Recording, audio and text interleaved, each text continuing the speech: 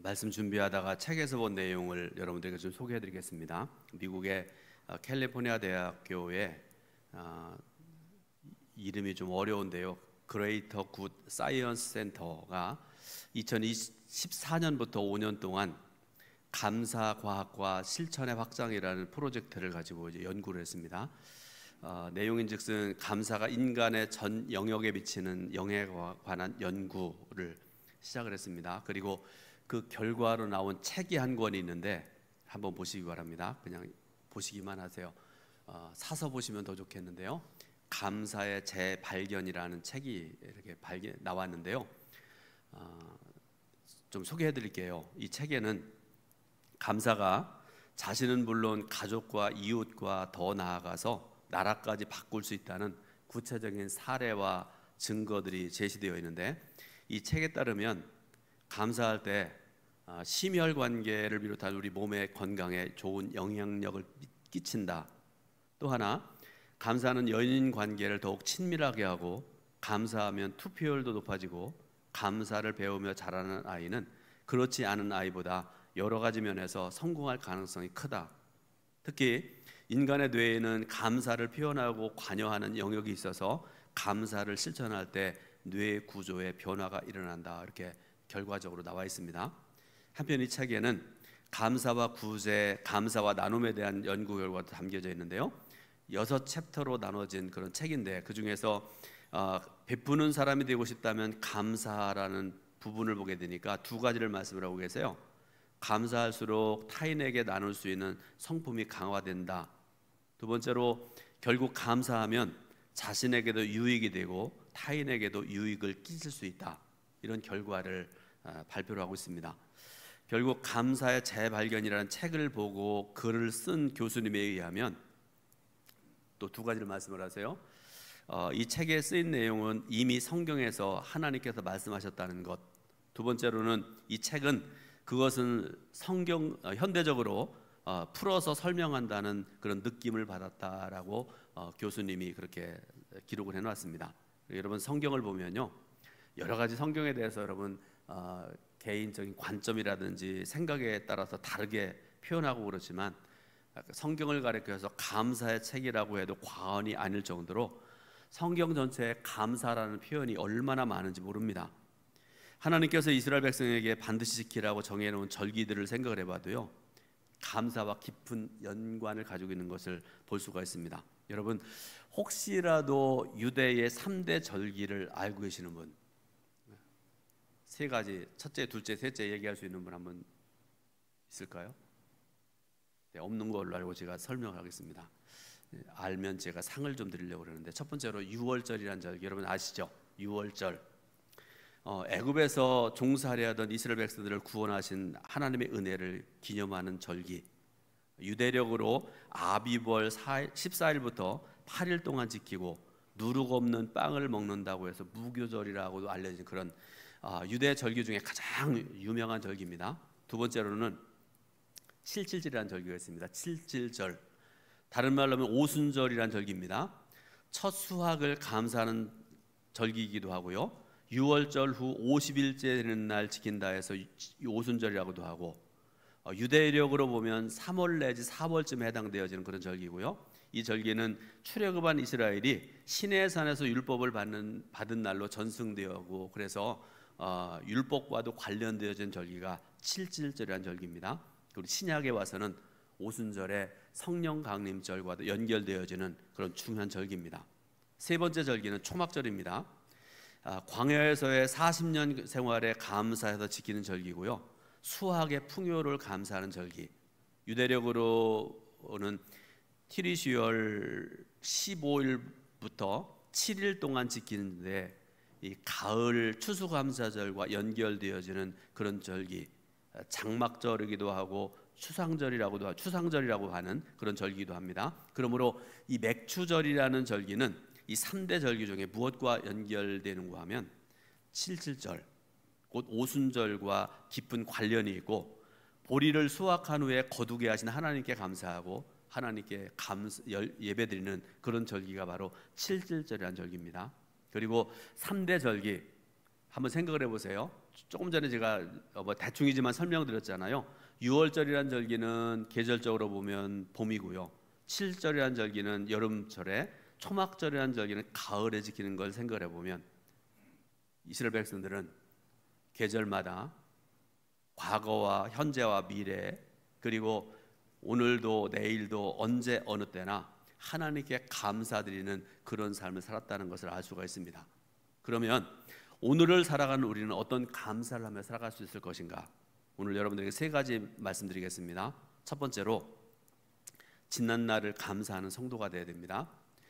오늘 본문이 신명기 말씀을 읽었지요. 여러분, 신명기라는 책은요, 가나안 땅을 목전에 둔 모세가 모압 평지의 느보산에서 백성들을 다 모여놓고, 그리고 지나간 40년 동안의 광야에서의 삶을 회고하면서 출애굽 2세를 향해서 행한 세 편의 설교, 이게 바로 신명기의 말씀입니다.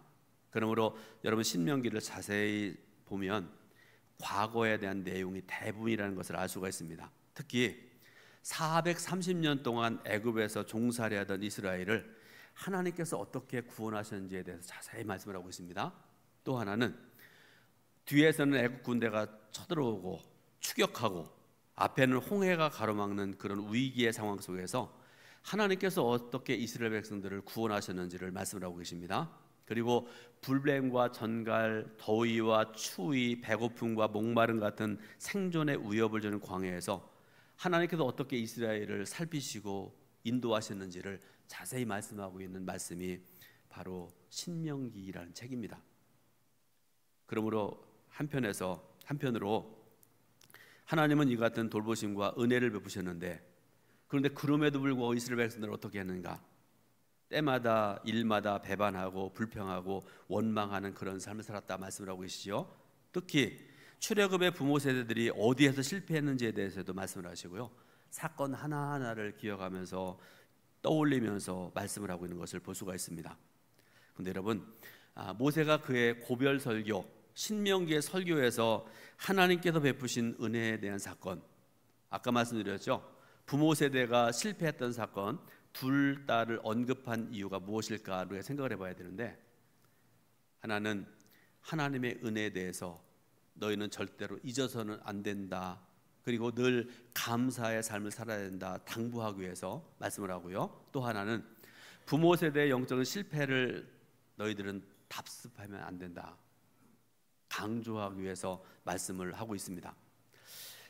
오늘 우리들에게도 지난 4년 동안에 코로나 팬데믹이라는 혹독한 광야의 시절을 우리가 지냈죠. 오래전인 것 같지만 여러분, 얼마 지나지 않았습니다. 아니면 지금도 여러분 코로나 끝난 게 아닙니다. 얼마 전에 여러분 보셨죠? 아시아 쪽에, 아프리카 쪽에 코로나 환자들이 또 많이 생겨난다, 그런 얘기 들으셨잖아요.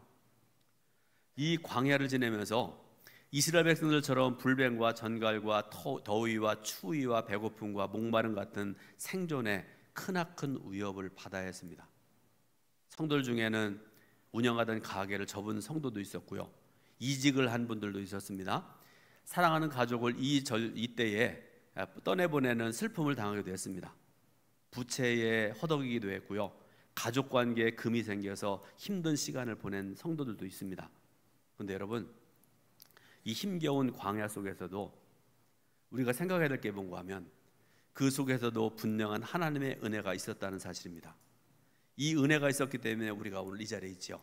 예배드리고 감사함으로 찬송함으로 영광 돌릴 수가 있었다, 그런 말씀입니다. 신명기 8장 2절 말씀은 이 같은 사실을 우리에게 말씀해 주시는데요. 자, 신명기 8장 2절 말씀을 같이 읽습니다. 내 하나님 여호와께서 이 40년 동안 내게 광야길을 걷게 하신 것을 기억하라. 이는 너를 낮추시며 너를 시험하사 내 마음이 어떠한지 그 명령을 지키는지 지키지 않는지 알려 하심이라. 아멘. 이 코로나 광야길을 걸으면서 우리 심령은 하나님 앞에 가난해졌습니다. 정말 신앙의 밑바닥을 보기도 했고요, 내 신앙이 이것밖에 안 되었는가 다시 한번 되돌아보는 그런 시기가 되었습니다. 절망도 느꼈습니다. 우리 교회에서 신앙생활하다가 지금은 다른 교회 섬기는 어느 성도를 만나가지고 얘기할 기회가 있었는데요. 이런 얘기를 제가 들었습니다. 좀 아프기도 하고 속상하기도 한 그런 얘기였는데 이런 얘기입니다. 코로나19가 한창 온 세계를 뒤덮던 시기에 어떤 큰 교회도 5명 이상이 한 자리에서 예배드릴 수 없었던 그런 적이지요. 맨날 시청에서 찾아오고 경찰서에 찾아오고 그래서 여기서도 여러분 5명 이상 예배드릴 수가 없었습니다. 우리 교회보다 큰 교회도 마찬가지였습니다. 그때 한국교회가 그리고 우리 동천교회가, 동천교회 얘기하는 건 제가 그렇게 했다는 얘기 아니겠습니까? 정부에 대해서 아무런 항의도 없이 순응하는 모습에 정말로 실망했다, 그런 얘기를 들었습니다. 그래서 또 이어지는 얘기가, 어떤 교회는 끝까지 정부의 방침에도 생명을 걸고 예배를 드렸는데, 그리고 저에게 말을 했던 그 성도도 끝까지 코로나 백신 치료를 받지 않았다, 이렇게 얘기를 했습니다. 그 얘기 들으면서 제가 속으로 생각을 했습니다. 내가 60여 년 신앙생활해 온 거, 30여 년 목회 생활한 거 다 부정당하는 것이 아닌가, 자괴감을 가질 수밖에 없었고, 그때 내가 너무 잘못했나, 그때 시청에 가서 머리에다가 이거 두르고 그냥 데모를 했어야 됐나, 그런 생각도 해봤고요. 여러 가지 생각을 했습니다. 근데 여러분, 지나고 보니까요, 제가 이번 주간에 감사절을 말씀 준비하면서 생각을 해봤는데, 그런데 그럼에도 불구하고 모든 것이 하나님의 은혜였다라는 그런 고백을 했습니다. 물론 지금도 여전히 어렵습니다. 코로나가 완전히 끝나지 않았습니다. 러시아와 우크라이나가 4년 넘게 전쟁을 하고 있고요. 이스라엘과 이란이 또다시 전쟁을 하고 있습니다. 정부가 경제 정책을 좀 실패한 것 같아서 경제가 무너지고 곳곳에, 여러분 저보고 예를 듣기 쉬우라고 우리 교회에서 나가면 현진예배일 바로 앞에 편의점이 있었잖아요. 며칠 전에 하루아침에 그게 다 없어져 버리더라고요. 근데 여러분, 이게 곳곳에 동두천보다 고읍에 가면 더 많고요, 고읍보다 서울 가면 더 많아요. 엄청나게 많은 임대 표지들이 붙어 있는 것을 볼 수가 있습니다. 그러나 그럼에도 불구하고 하나님의 은혜의 손길은 우리 믿음의 사람들에게 여전히 함께 하시고요, 우리와 동행하고 있다는 사실을 우리는 보고 있습니다. 사랑하는 여러분, 지난 삶 속에서 여러분들에게 베풀어 주신 하나님의 은혜, 광야 가운데서도 베풀어 주신 그 은혜를 발견할 수 있길 바라고요, 하나님 앞에 감사할 수 있기를 예수님의 이름으로 축원드립니다. 두 번째로, 지금 베푸신 은혜에 감사하는 성도가 되어야 됩니다. 역시 코로나19에 대한 얘기를 말씀드리는데요, 왜 그런가 하면 제가 목요일 오후부터 생각을 하고 금요일 날도 말씀 준비하고 어제도 준비하고 그러면서 가장 생각에 났던 게 코로나19였거든요. 제가 여러분들에게 요거 하나 보여드릴 텐데, 이게 뭔가 하면 우리 동천교회에서 제가 그동안 목회해온 카렌다입니다. 처음 왔을 때부터 지금까지 이거를 매년 우리 동천교회에서 있었던 일들을 다 기록을 해놓은 거니까 아마 기록도 될 거예요. 이게 언제 얘기인가 하면 2020년 2월, 그 중에서 여러분 요 밑쪽에 있는 부분을 제가 좀 여러분들에게 소개해드리겠습니다. 한번 잘 안 보일 텐데 한번 자세히 한번 보시기 바랍니다.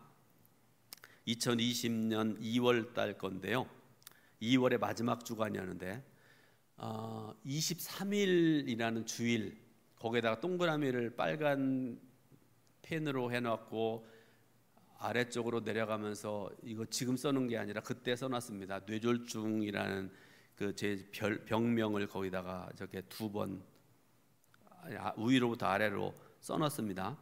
그 주간은 주현 후 마지막 주, 그 다음에 그 주에 장학위원회가 12시에 새가족실에서 있었고요, 그 주일 오후에 지방회가, 당시 김형구 감사님이 목회하던 두드림교회에서 있었던 날이기도 합니다. 그 주간 수요일이 성회 수요일이었습니다. 그러니까 사순절이 시작되어지는 그날, 그리고 그 그 주간에 어떤 계획이 있었는가 하면, 여러분 글씨가 잘 쓴 글씨는 아니지만 자녀와 함께하는 특별 새벽기도회가 예정되었던 그런 주간이기도 합니다. 그러나 코로나 때문에 취소되었습니다. 그리고 그 주일 늦은 시간에 지방에 마치고 난 다음에 지금 우리 교회에서 같이 저하고 사역하고 있는 박봉호 목사님 가정에 아버님인지 처갓집인지 어르신 소천하셔가지고 상을 당해서 병문안 갔던 날이기도 하고 그렇습니다. 그런데 여러분 그 전날에 토요일에 제가 토요일에 준비하고 대개 6시 7시 되면 집에 가거든요. 밥을 먹고, 그때는 운동을 안 했던 때인데 자려고 침대에 들어놔가지고서 이렇게 자려고 그러는데 오른쪽에 여러분 사이다나 콜라 먹으면 위로부터 아래까지 짜르르하는 그런 느낌 있잖아요. 오른쪽에 위부터 아래까지 쫙 그런 현상이 오는 거예요. 그래서 이게 왜 이러나 싶어가지고 일어나가지고 팔굽혀펴기 하고 일어나기도 하고 막 이렇게 흔들기도 하고 그러면서 시간이 지나니까 괜찮아지는 거예요. 사람이 무식하면 이런 짓 합니다. 전조 증상이었죠. 그런데 이 뇌졸중의 증상이 본격적으로 나타나기 시작한 때가 언젠가 하면 예배될 땐 괜찮았습니다. 지방에 참석해서 목사님들과 얘기를 하는데 제가 뭔 얘기를 하는데 상대방이 못 알아듣는 거예요. 뭐라고요? 또 상대방이 하는 얘기를 제가 들을 수가 없었고, 그래서 이상하다 싶어가지고 지방에 끝나고 난 다음에 목사님 상당한 데 가서 이렇게 목사님들 만나가지고 이제 인사하고 식사하는데 그 얘기를 했더니 저하고 친하게 지내는 목사님 두 분이 저를 경찰이 붙잡아가는 것처럼 저를 끌고 병원에 가더라고요. 병원에 깜깜한데 아무도 없어요. 결국은 서울에 갔다가 안 돼가지고 세브란스 병원까지 그날 갔었는데 그거 뭐 자세히 제가 설명드릴 수 없고요. 그때 제가 중환자실에 들어가서 계속 혼자 울면서 기도하면서 제가 생각한 게 뭔지 아세요? 나 이제 끝났다. 내 목회 이제 끝났다. 내 인생도 끝났다. 그렇게 생각을 했었는데 참 감사하게도 지금 이렇게 회복되고 말씀 전하고 목회하고 있지 않습니까? 모든 게 감사할 뿐입니다. 이제 약도 하루에 3알만 먹으면 됩니다. 처음에 병원 갔을 때 이만큼 줬어요. 병원도 자주 갔어야 되고요. 지금 병원에도 6개월에 한 번만 가면 되고요. 또 한 가지 저를 자세히 보지 않으면 뇌졸중을 크게 앓았던 환자인지 사람들이 모른다고 그럽니다. 병원에서 제가 갈 때마다 체크하는 분이 있는데요. 그분의 얘기를 들어봐도 이처럼 거의 완벽하게 회복된 경우가 없다 이렇게 말씀을 하세요. 하나님의 은혜입니다. 감사할 것입니다. 성도 여러분, 나보다 잘나고 나보다 잘 살고 저 같은 경우에는 목회하는 사람이니까요. 제 친구들 중에 아버지가 유명한 목사님도 계세요. 뭐 아주 대표적인 한국 교회에 서울에 있는 교회의 목사님들, 그 아버님으로부터 목회를 물려받아서 목회하는 친구들도 있었고요. 또 부자들도 많아서 미국에나 독일에 유학을 가서 박사학위 받고 지금 교수하는 친구들도 있고 그렇습니다. 그때 제가 얼마나 그 친구들과 비교하면서 불평이 많았고 원망이 많았는지 몰라요. 우리 아버지는 농부인데 돌아가시기 직전까지 예수 안 믿었던 아버지 원망스럽기도 하고 그렇게 살았습니다. 한동안 그랬습니다. 그런데 지금 얼마나 감사한지 모릅니다. 살아있음에 감사하고 하나님 말씀 전할 수 있음에 감사하고 건강함에 감사하고 또 먹고 싶은 것 먹을 수 있음에 감사하고 하나부터 열까지 감사합니다. 신명기 8장 4절 말씀을 같이 한번 여러분 읽어보겠습니다. 신명기 8장 4절. 이 40년 동안에 내 의복이 헤어지지 아니하고 내 발이 부르트지 아니하였느니라. 아멘. 여러분, 제가 조금 전에 몇 가지 감사의 조건들을 말씀드렸잖아요. 여러분들도 한번 잠깐 동안 눈 감으시기 바랍니다. 제가 얘기도 안 했는데 눈 감고 계신 분인데요. 여러분 눈 감으시기 바라고 잠깐 동안 감사해야 될 조건들 한번 5가지만 잠깐 생각해 보시기 바랍니다.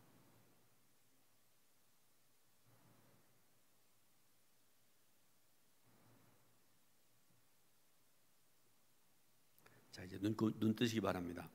여러분 매일 한번 시험해 보세요. 5가지 감사의 제목을 떠올리고 새벽 기도하는 분들은 새벽 기도 시간에 또 개인적인 기도하는 분들은 기도 시간에 꼭 한번 해보시기 바라요. 떠올라 보시고 첫째, 둘째, 셋째, 넷째, 다섯째 이렇게 감사 저렇게 감사 그렇게 하시기 바라고요. 또 거기서 여러분들에게 또 부탁드릴 것은 어떤 분은 노트에 한번 써보세요. 오늘, 내일, 모레 그렇게 계속 5가지 감사 제목을 떠올리면서 노트에 기록하면서 감사해 보기 바랍니다. 그러면 아마 여러분의 삶이 완전히 변화될 것입니다.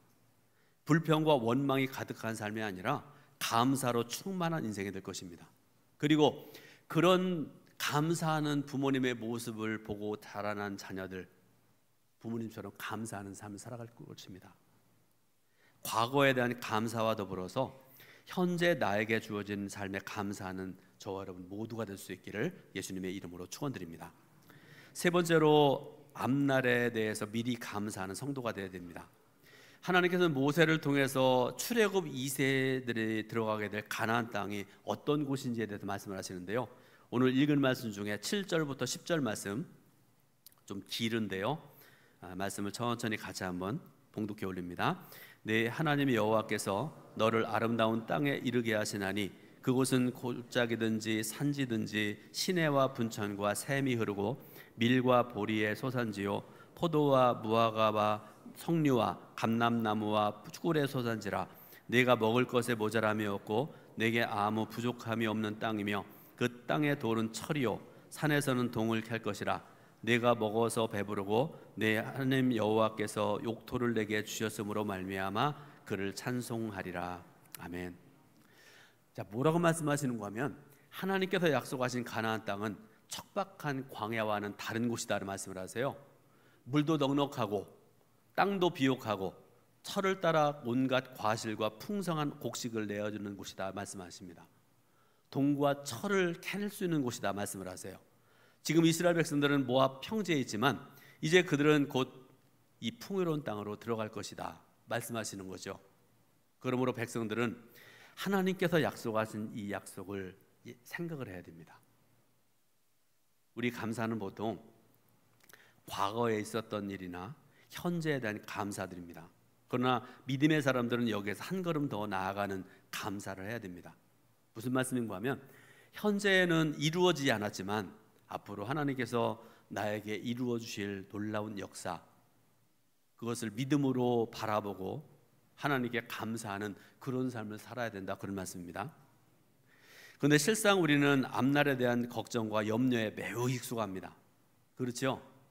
혹시 여러분 자녀들 중에 시험을 앞둔 자녀들 있나요? 고3 자녀들이나 손주들 어떤 생각을 합니까? 일반적으로 혹시라도 얘가 공부가 좀 시원찮은데 떨어지면 어떡하나, 또 내 중요한 문제를 앞에 놓고도 실패하면 어떡하나 미리미리 염려합니다. 걱정하고 한숨 짓고 불안한 마음을 가질 때가 굉장히 많은 우리들입니다. 그런데 그런 성도 여러분들에게 말씀드립니다. 이처럼 아직 일어나지 않은 일을 두고 쉽게 걱정하고 염려하면서 왜 하나님께서 응답하시고 이루실 것에 대해서는 미리 감사하지 않는가? 이처럼 사람들이 미리 염려하기를 잘하니까 예수님께서 아시고 이렇게 말씀을 하세요. 마태복음 6장 34절 말씀인데요, 같이 봉독해 올립니다. 그러므로 내일 일을 위하여 염려하지 말라. 내일 일은 내일이 염려할 것이요 한날의 괴로움은 그날로 족하니라. 아멘. 뭐라고 말씀하세요? 내일 일은 내일이 염려할 것이기 때문에 미리 당겨서 염려하지 말라, 이렇게 말씀을 하세요. 오히려 내일 일에 먼저 감사하는 태도가 필요하다, 그런 말씀 아니겠습니까? 성경은 이렇게 말씀을 하세요. 믿음이란 현재 보이지 않지만 분명한 증거요 바라는 것에 대한 실상이라 분명히 말씀을 하고 계십니다. 그러므로 이 맥주 감사절에 여러분들에게 말씀드립니다. 믿음으로 감사하고 앞으로 실현될 일들에 대해서 미리 감사할 수 있길 바랍니다. 장래 일어날 일에 미리 감사해 보시기 바랍니다. 원망과 불평, 절망은 굳이 훈련받지 않아도요 자연스럽게 우리 입술에서 나오잖아요. 어떤 사람은 감사하는 말 잘 안 해요. 맨날 불평, 원망, 이렇고 저렇고 그런 사람들 많지 않습니까? 그런데 감사는요 저절로 되는 게 아니에요. 훈련해야 됩니다. 감사를 훈련해야 됩니다. 자꾸 써봐야 되고요. 자꾸 입술로 고백을 해야 되고 그래야 될 수 있는 것이 감사입니다. 그럴 때에 여러분의 생애에 감사 그리고 또 감사의 삶이 충만하고 넘쳐나게 될 것입니다. 이런 복된 삶을 살아가는 우리 동청교회 성도들 모두가 될 수 있기를 예수님의 이름으로 축원드립니다. 기도하겠습니다.